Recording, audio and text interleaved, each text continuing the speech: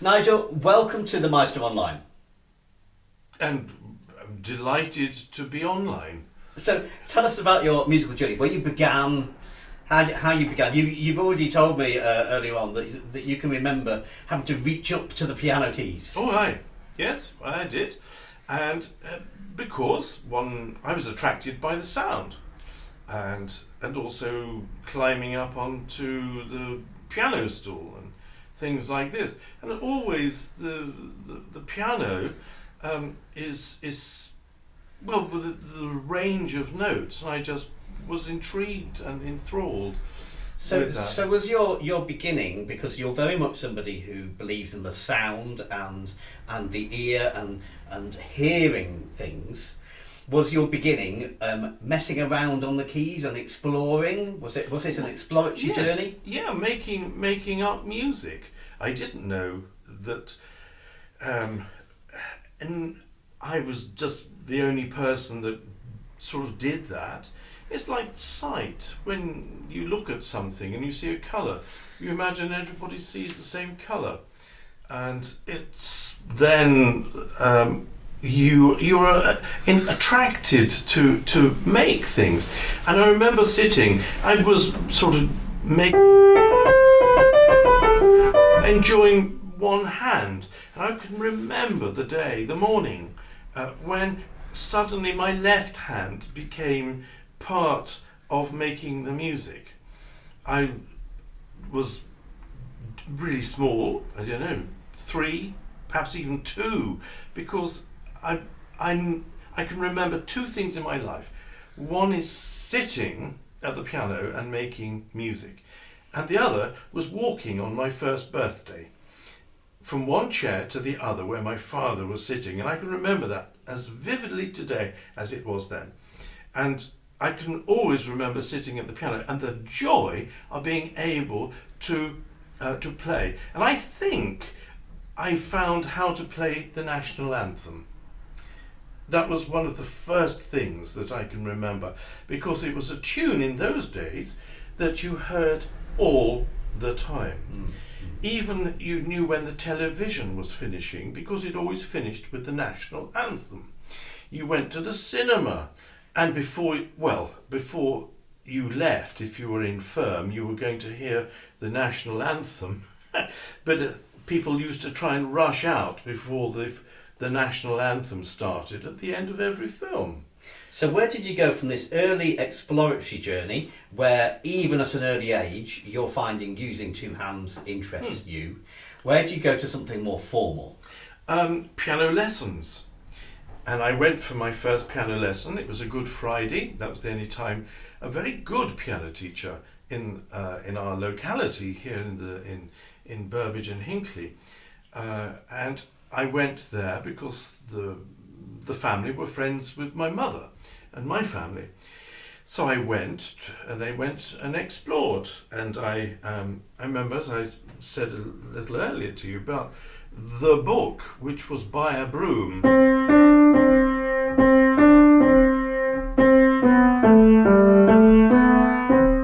And that was the very first piece. And of course, you have to be told when you see music that is written.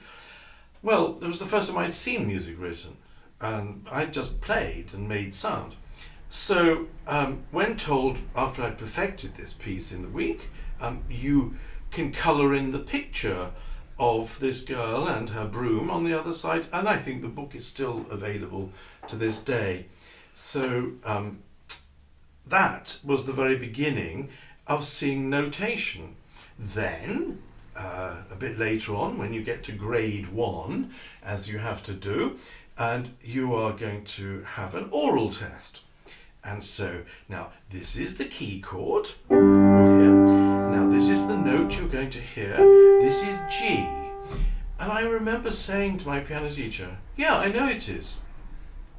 And she said, "Oh, really? Oh, what's this one? A?" And to me, having a perfect or absolute pitch or whatever, it was something that I just knew everybody must be like this. you don't actually have any idea. It's like looking at colour and thinking, well, still to this day I can see blue, and someone says, oh no, that's purple. And then gradually you imagine that you are fitting in somewhere. So being able to play, and so on my second lesson, I asked my teacher, having coloured in actually, I felt very proud of colouring in the picture of this girl sweeping the room with a broom. I remember I played a little piece of music that I had done during the week. And so one thing led to another, and I've always gone off-piste, so to speak. You know, there are parallels, analogies in life, and sort of going away from the printed page is like going skiing, and you go off-piste. Yes. And sometimes you finish up wrapped around a tree. Well, you can find yourself wrapped around a key in music, which you say, how on earth did I get here? And then it's a very difficult sort of situation. And then at some point you must have, having started with piano, you've obviously also enjoyed organ, so you've shifted across a little bit. Yes, I was a chorister in my village church, and I loved being a chorister because the attraction of the organ, and the organ was behind the choir, and always in the last verse it was always a bit louder, and we had a very good organist actually, from the village, who went to be a cathedral organist in Canada. But he was there, and I was always intrigued in the last verse, a very jolly hymn, that it would always sound lively and bright. And I went and I found that it was the principal 4-foot on the grate. It was quite a small organ by Nicholson's, and it was a 4-foot called the principal. And when it came out, it made things so much more wonderful, sound-wise and for singing. So the fun and the excitement in that last verse made you go, I quite like to make a little noise on that myself. Yeah. And so after every choir practice on a Friday night, I used to say, can I go and have a go on the organ? And of course, like every little youngster, all you got to do is pull out all the stops.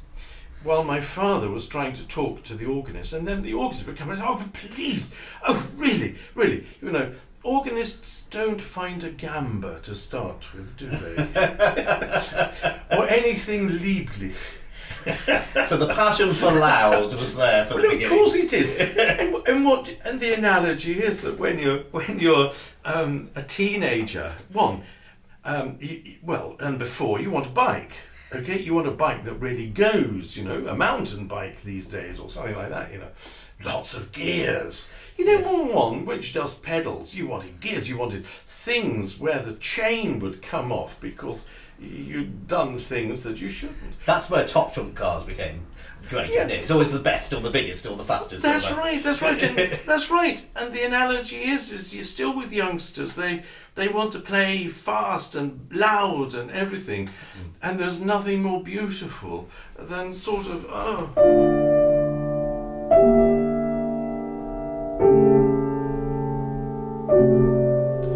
they'll want...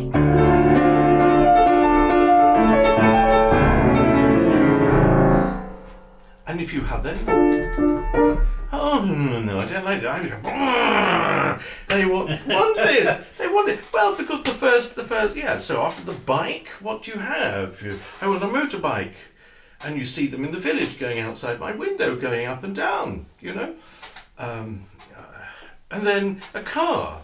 You know, you're not going to have a little run around, a little thing. What do you want? You know, here in this village, you know, there's 2 Lamborghinis here, Bentleys and all sorts of things that actually are louder than the trumpet in Liverpool Cathedral because they've doctored the exhaust. They go up and down, you know, and this is the youngsters, and so it's wonderful to see, and you see that in music too. You don't dampen it, but you do tut tut tut tut tut. But, and you think, oh, joy of joys, you know, they're not going to be sort of limp sticks. They're going to have passion, because music is needing that. hence the name of this instrument. I used to think, you've got the piano, well, the soft, I'm going to do my soft practice, in translation. Yeah. And then go back and then look at music in the way that you had the forte piano, because that was giving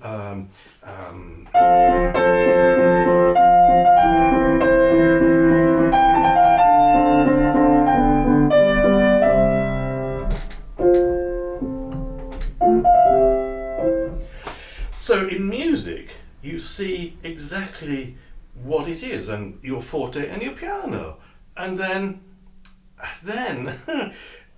you get to Beethoven. The pianos get more structured and more able to withstand the thrashing of the youngsters, making big sound, and so it becomes.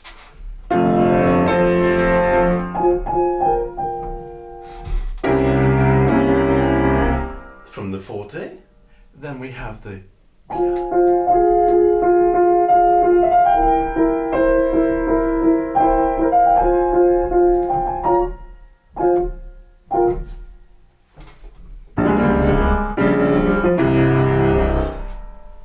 piano forte, because it's more wonderful to come from a soft to a loud, because that, and you see it, of course, through Beethoven, absolutely sforzandi all over the shop, because he wants people to jump.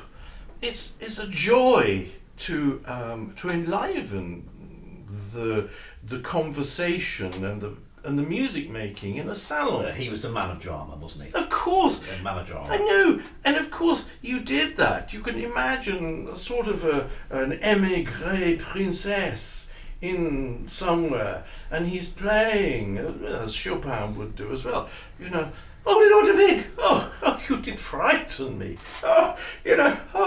So, if by doing that, you look at the works and you find that they're dedicated to people, because then such an improvisation in a salon, which is what they did, they made music, not playing, this is my latest sonata, they created the next sonata, and the basis of that surely became one of the 32, and dedicated to a count or somebody, because they had to live. This is how they got the money. You flattered them with this. And also for them it was a social status. Beethoven, I commissioned him to compose something for me, Yeah, whatever. well yes, and thus, there's a practicality in all the things that we have to do as musicians, because we're so poor that we need to titivate the other people to get money out of them. So, as a teenager, presumably you've got exposed to more and more repertoire which inspired you. Yep. And then improvisation was obviously with you from the beginning. Always. Yep. Now, what about your internationality? Because you are very known for your love of France and French repertoire, and you also have a great knowledge of repertoire in other countries. You're very international. I suppose, yes, only because, it sounds really quite strange, but I wasn't really sort of involved with much music making in this country. I had an organ teacher who was Bairstow's assistant at York Minster, along with Francis Jackson. So those two, I was brought up in the old Edwardian cathedral tradition. No organists of a cathedral conducting their choir, except if it was an unaccompanied piece. All things were played, and thus, like Bairstow, going on his day off to teach in Leeds. And he carried on his teaching because he had been there when he was in York Minster. He left, and thus the my makeup of church music I found to be quite rather dull. and then other areas of it, and I like to explore the sonorities. And I can remember when I was 11 was the first time I heard a French organ. It was the 15th of August. I won't give the year because I was 11, but it was in the last century, and it was a cathedral, Laon Cathedral, near Reims, near Reims, and this fabulous cathedral sitting perched on the top of the hill with the wonderful facade of bulls and animals coming out of the twin towers of the facade. And it just happened to be the 15th, the Assumption. And we arrived at this cathedral, my parents, my brother, myself, and always going in. I loved the architecture, so rushed in just as the mass was coming to a conclusion. Incense, you name it, it was amazing. And then suddenly the organ struck up at the back of this wonderful, wonderful vista. And I just stood there utterly transfixed at listening to the organ in Laon Cathedral. And I didn't know the piece, I had never heard it or anything. And I remember when I got back home trying to emulate the music that I'd heard. And I can still remember, and I actually made a recording much later of it, and what I played when I got home was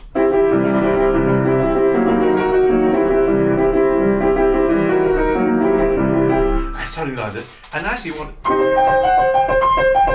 is what I had heard, but I know when I got home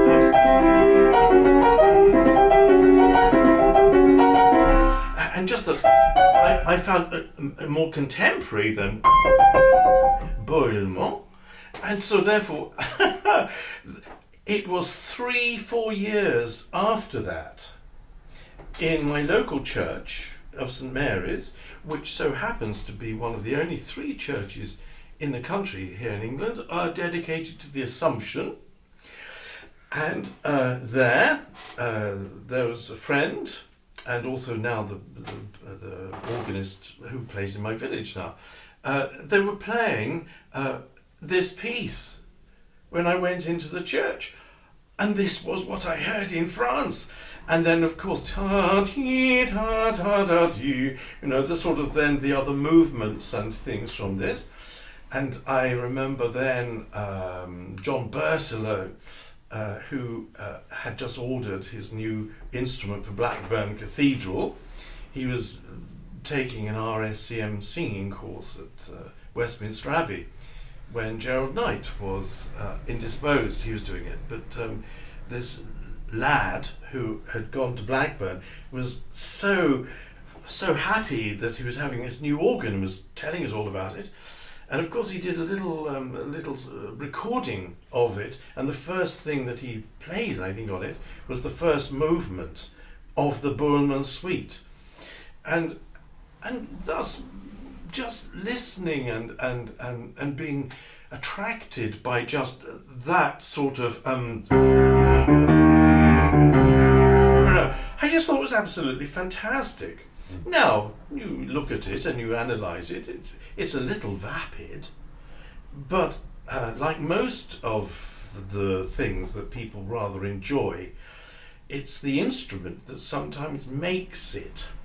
And if you take some music and put it on an instrument that doesn't have this vast sonorities of a symphonic-esque organ, you're a bit nude.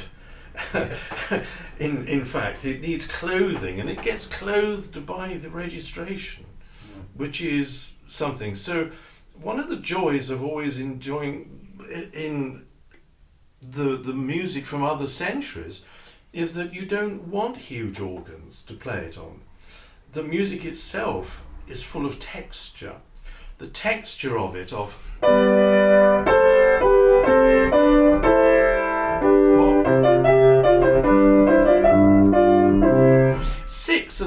and rhythms. You don't need lots of additional stops, which gives it, like the harpsichord, they stretch the harpsichord to its absolute limits, with not just 8-foots, but having 4-foot strings, having another set of 8-foots, having another keyboard, then having 16-foot double.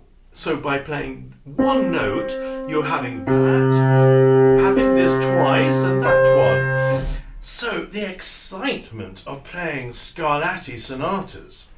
So for you, your love of international music partly came from then exploring pieces on an instrument for which they were written, and therefore they sound the best because they were intended to sound in that environment. Oh, well, indeed.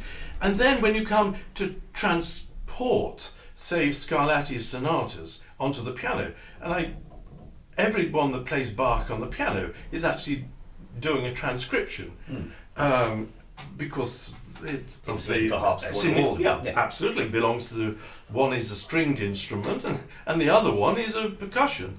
But so when you see people like Marta Argerich playing the Scarlatti on the piano, the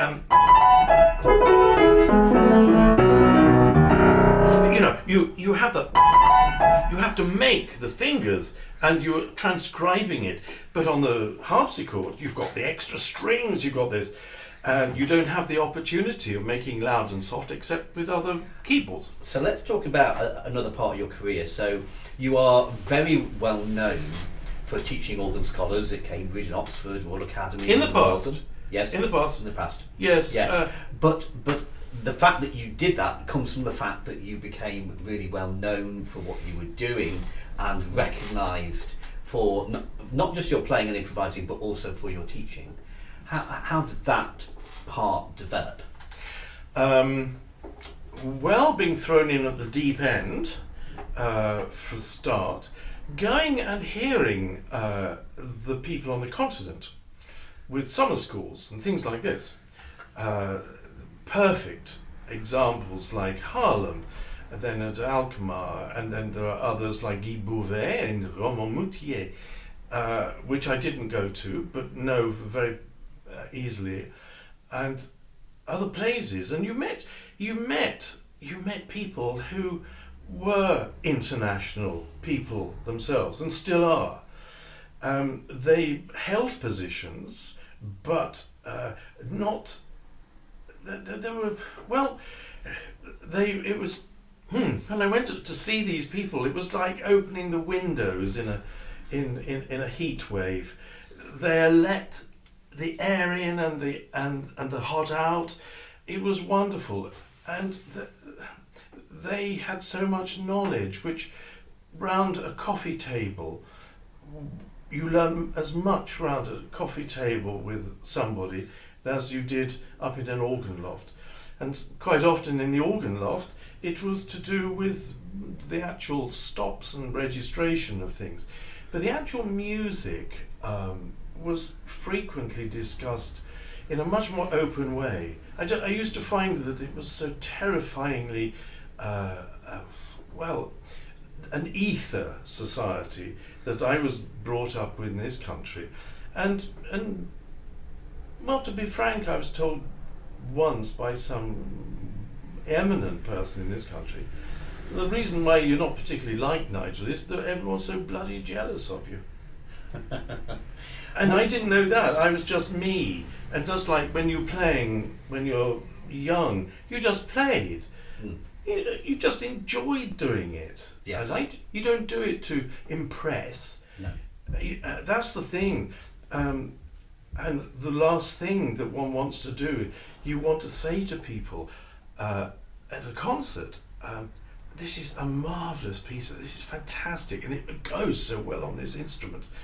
I hope really that you get the same satisfaction of hearing this, not going and saying, well, I'm playing this because it's, I really enjoy that.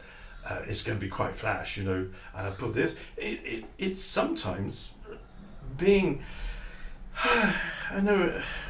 being part of of how the music was written, the society in which it was written, and quite frequently to play music where you full well know that the composer was in abject poverty, like Schubert, never heard a symphony, but he had to get it out of his system. And you have all these things. There was no way of being part of the musical society in this country, I found. But abroad, I was welcomed with open arms. Perhaps because to them I was overseas. I was a foreigner. Yes, so you're interesting. Yes, absolutely. It's the same thing today, you know. Yes. Oh, I think we'll get him from so-and-so. He's foreign, Yes. you know, and it's blazoned. No, it's been always the case, you know. So in 1 minute, what is the highlight of your whole life musically in your career? What do you think? The highlight, I think, was playing for a concert in Haarlem on the great Müller organ, and I remember I was going to go in, and because of a lot of tourists and such like, and to really enjoy the organ, there's the key. You go in this door, which is a small door on the south side transept of the building, and I went in to play. Nobody else. And I walked into the middle of this vast building, and I just looked at the organ. I heard it in my head, in my mind. I couldn't play. I was ill on the floor because I saw something so amazing that I knew Mozart had played and everybody else. Oh, to this day, my favourite place. It was always so, and then to play, and then they asked, which was so strange. They asked for a set of recital programs that I'd given up to this time, so I did. And I said them, and they chose what I thought was the most inappropriate of all pieces, which was.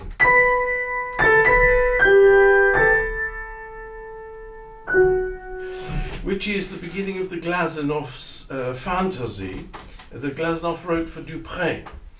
And I thought, how am I going to play this extraordinary piece with a short manual compass like this? So, having left the church, I didn't even play it that night. I couldn't. It was just still too strong every time I go.